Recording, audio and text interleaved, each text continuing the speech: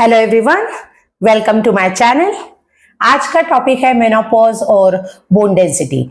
तो सारी महिलाएं जैसे जानती है कि मेनोपॉज में क्या दिक्कत आती है, लेकिन इसमें सॉल्यूशन क्या है, कैसे हम वर्कआउट से इसे डील कर सकते हैं, कैसे डाइट से इसे डील कर सकते हैं, ये आज मैं आपके साथ शेयर करने वाली हूँ। तो इस वीडियो को एंड तक जरूर देखिए। अभी तक अगर आपने चैनल को सब्सक्राइब नहीं किया है तो जल्दी से इसे सब्सक्राइब कर दीजिए ताकि हमारा चैनल ग्रो हो जाए, मैं आपके साथ ज्यादा से ज्यादा इंफॉर्मेटिव वीडियो शेयर कर पाऊं। ओके, शुरू करते हैं हमारा व्लॉग। तो मेनोपॉज में हर महिला के जीवन में मेनोपॉज की फेज आती ही है। 35 से लेके 50 तक जो चेंजेस दिखाई देते हैं वो क्या होते हैं वो भी मैं आज आपके साथ शेयर करने वाली हूँ। तो पहले तो मूड स्विंग्स काफी कॉमन है मेनोपॉज में, कि बहुत ज्यादा लो भी फील होता है, बहुत अच्छा भी फील होता है बहुत कम टाइम में। तो मूड स्विंग्स काफी कॉमन है और इसकी वजह से मतलब डिप्रेशन आता है। ये भी बहुत ज्यादा दिखाई देता है हमें कि मेनोपॉज के टाइम डिप्रेशन आ गया, क्योंकि हार्मोनल चेंजेस की वजह से ये होता है। और एक बात है कि बोन डेंसिटी कम हो जानी शुरू हो जाती है, मतलब बोन की ताकत कम हो जाती है, मसल की ताकत कम हो जाती है, मसल्स बेसिकली श्रिंक होते हैं और इसी की वजह से आपकी टोटल बॉडी की स्ट्रेंथ कम होती है।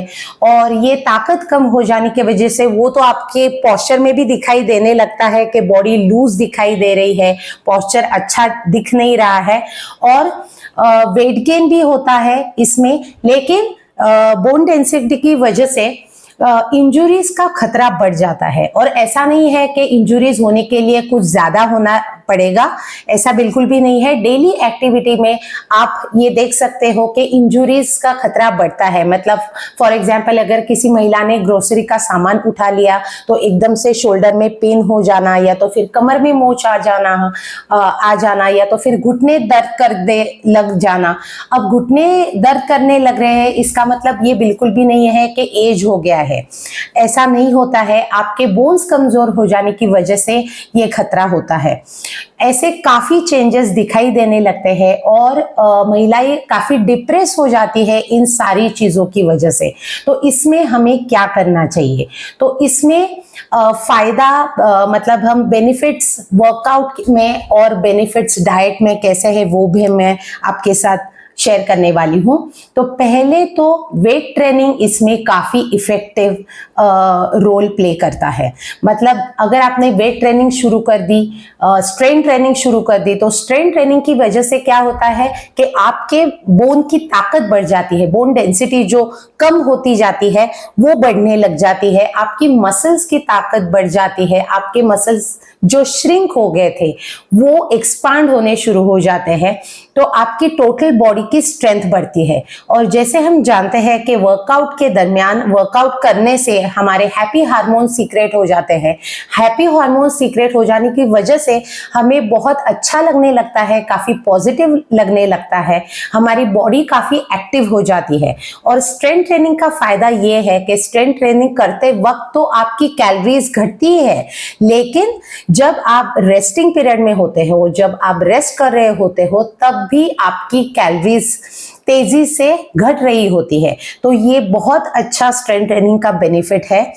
और जैसे हमने मेनोपॉज के साइड इफेक्ट्स देखे, उसमें एक इम्पॉर्टेंट पॉइंट ही मिस हो गया, उसमें आपका वजन भी बढ़ने लगता है। तो कांस्टेंट वेट गेनिंग ये बहुत कॉमन चीज है मेनोपॉज में, हार्मोनल इम्बैलेंस की वजह से ही वो होता है। और अगर आपको वेट कंट्रोल करना है, अगर आपको फैट लॉस करना है, तो स्ट्रेंथ ट्रेनिंग बहुत अच्छा ऑप्शन है ये करने के लिए। ऐसा नहीं है कि सिर्फ हमें स्ट्रेंथ ट्रेनिंग करनी है, वर्कआउट में 3 वर्कआउट फॉर्म्स होना बहुत जरूरी है। एक तो है स्ट्रेंथ ट्रेनिंग, जैसे हमने दिखाया, जैसे मैंने अभी बताया, लेकिन इसमें ये नहीं है कि महिलाओं का ये सवाल बहुत कॉमन सवाल रहता है कि मैं घर के सारे काम करती हूँ, मैं झाड़ू पोछा करती हूँ, मैं बर्तन मांजती हूँ, मैं घर के सारे चीजें उठाती हूँ, तो वैसे भी मेरा वर्कआउट होता है। तो उसको वर्कआउट नहीं बोलते हैं, उसको एक्सर्शन बोलते हैं। और एक्सरसाइज से आपकी बॉडी अच्छी तरीके से रिस्पॉन्ड करना शुरू कर देती है। एक्सरसाइज से आपकी एनर्जी लेवल बढ़ती है, आपका स्टेमिना बढ़ता है और आपकी स्ट्रेंथ सुधारने लगती है। लेकिन एक्सर्शन की वजह से वो सारा सब कुछ डाउन होना शुरू हो जाता है। तो एक तो है स्ट्रेंथ ट्रेनिंग, दूसरी है योगासन और मोबिलिटी रिलेटेड एक्सरसाइजेस, जिसमें आपकी फ्लेक्सिबिलिटी बढ़ती है, आपकी स्पाइन फ्लेक्सिबिलिटी बढ़ती है, आपका डाइजेशन अच्छा होता है और आपकी बॉडी फ्लेक्सिबल हो जाने की वजह से आपका पूरी बॉडी की सिस्टम जो बॉडी के अंदर सिस्टम एकदम सेट हो जाती है, जिसका आपको फायदा होता है।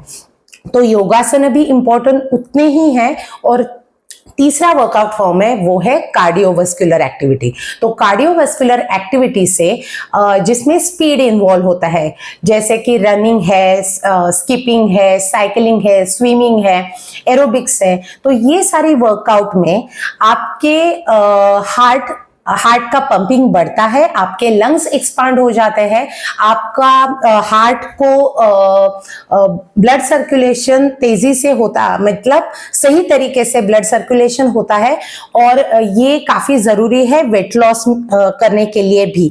लेकिन स्ट्रेंथ ट्रेनिंग में क्या होता है कि आपके मसल का मास बढ़ता है, मसल का वेट बढ़ता है, लेकिन फैट रिडक्शन होता है। तो हमें फैट को घटाना है और मसल को बढ़ाना है। मेनोपॉज के साइड इफेक्ट में जो एक आम बात है वो है लेडीज में कि लोअर बेली का फैट काफी बढ़ता है। बहुत सारी लेडीज की प्रॉब्लम रहती है, वो मेरे साथ शेयर करती है कि डिलीवरी के बाद जो मेरा फैट यहाँ पे बढ़ गया है लोअर बेली पे, वो कमी नहीं हो रहा है और मेनोपॉज की वजह से बहुत ज्यादा लोअर बेली का फैट बढ़ने लगता है और बहुत ज्यादा टोटल बॉडी का ही बढ़ता है, लेकिन हिप्स पर, थाइस पर और लोअर बेली पर, ये तीन जगहों पर लेडीज का फैट काफी तेजी से बढ़ता है और उनको समझ में नहीं आता कि क्या करना चाहिए। तो वर्कआउट बहुत ही इंपॉर्टेंट है, वर्कआउट डेली करना ही पड़ेगा अगर आपको ये सारे साइड इफेक्ट्स कम करने हैं। अगर आप स्ट्रेंथ ट्रेनिंग चालू कर दोगे तो स्ट्रेंथ ट्रेनिंग की वजह से मूड स्विंग्स होना कम हो जाता है, आपकी बॉडी स्ट्रेंथन होनी शुरू हो जाती है, जिसकी वजह से आप काफी एक्टिव हो जाते हो, काफी आप पॉजिटिव फील करते हो और इसका असर आपके मेंटल हेल्थ पे भी दिखाई देने लगता है। मेंटल हेल्थ बहुत ज्यादा अफेक्ट हो जाती है मेनोपॉज की वजह से और ये सारा सब कुछ इंटरकनेक्टेड है, मतलब एक से रिलेटेड दूसरा है, दूसरे से रिलेटेड तीसरा है कि वेट गेन भी हो जाता है, उसकी वजह से भी काफी महिलाएं डिप्रेस फील करती है, डिप्रेशन की वजह से ही मेंटल हेल्थ पे इफेक्ट होता है। तो मेंटल हेल्थ आपकी सुधरती है। कोई भी आप वर्कआउट करेंगे, अगर आप कोई भी स्पोर्ट्स खेलने जाओगे तो पॉजिटिव वाइब्स जिसको हम बोलते हैं कि हैप्पी हार्मोन सीक्रेट हो जाने की वजह से आपकी मेंटल हेल्थ कंट्रोल में आ जाती है। तो ये हो गया वर्कआउट के बारे में। लेकिन वर्कआउट करते वक्त जैसे आपने वर्कआउट शुरू किया है वैसे ही हमें डाइट के ऊपर बहुत ध्यान देना पड़ेगा। तो इसमें क्या हमें खाना चाहिए, तो हमें हेल्दी खाना चाहिए, हमें घर पे बना हुआ खाना चाहिए, ज्यादा से ज्यादा, मतलब ऑयल जिसमें कम हो, जिसमें प्रोसेस्ड फूड ना हो, जिसमें बहुत ज्यादा मीठा ना हो, जो बेकरी आइटम्स ना हो, तो वैसे हमें खाना कंज्यूम करना चाहिए। मतलब ऐसा नहीं है कि बिल्कुल भी आप कुछ जंक नहीं खा सकते हैं, लेकिन हाँ, जंक का कंजम्पशन ज्यादा कम से कम कीजिए, ताकि आप जैसे हेल्दी खाना शुरू कर दोगे तो वो डाइट और workout goes hand in hand जो बोलते हैं वो बिल्कुल ही सही है।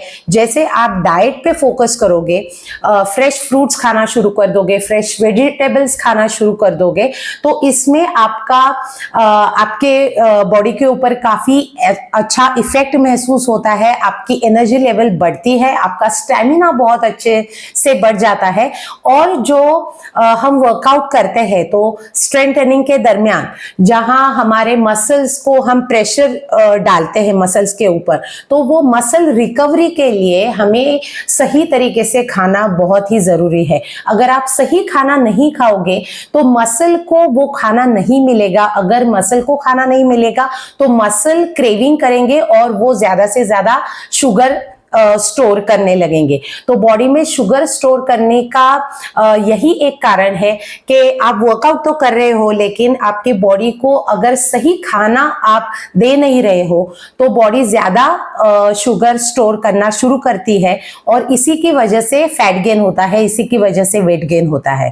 तो जैसे आपने अभी देखा कि बहुत साइड इफेक्ट्स रहते हैं, काफी साइड इफेक्ट्स रहते हैं, लेकिन सारी महिलाओं को मेरा यही कहना है कि ये सारे साइड इफेक्ट्स कम करने के लिए, ये सब सिचुएशन अच्छे से हैंडल करने के लिए हमारे पास दो बड़े जो टॉपिक है, एक वर्कआउट और एक डाइट। तो ये दोनों मिलाकर आप अपनी सेहत अपने कंट्रोल में रख सकते हो। आप अपनी सेहत अच्छे से अगर उसे बनाओगे, अगर फिटनेस ज्यादा से ज्यादा कमाओगे तो आपको मेनोपॉज में बिल्कुल भी तकलीफ नहीं होगी।